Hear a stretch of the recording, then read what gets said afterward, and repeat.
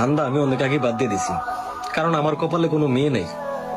আমি পোলাটা সারা জীবন লয়াল ছিলাম, ভালো ছিলাম। রাস্তা দিয়ে হাঁটলে নিচের দিকে তাকায় তাকায় হাঁটতাম। আমি সৎ ছেলে, চরিত্রবান একটা ছেলে। কোনো মেয়ের দিকে আমি খারাপ নজরে তাকাই নেই। খারাপ নজর আসলো সেটা ফিরিয়ে নিছি, কিন্তু আমার মতো একটা ভালো ছেলের কপালেই কোনো মেয়ে নাই। আমার বন্ধু বান্ধব যেগুলা লুরমা ছিল, যেগুলা কোনো কাজ করে না, পড়াশোনায় ভালো না, যেগুলোর চেহারা ছোটবেলায় গাঞ্জা করার মতো দেখা যেত, ওগুলা চুলমুল কাইটা এখন একটু ইয়াটিয়া এখন গার্লফ্রেন্ড নিয়ে রাস্তা রাস্তায় ঘোরে। অথচ আমার মতো একটা স্মার্ট ছেলে যার কপালে কোনো মেয়ে নেই।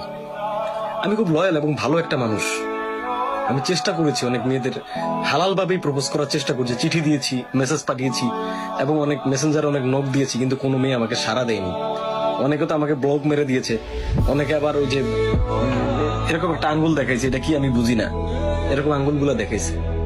আমার কপালটা কোন লেভেলের খারাপ একবার চিন্তা করেন ভাই। আমি যদি কোনো মেয়ের স্বপ্নেও দেখি, তাও দেখি যে এটা বোরকা পরা।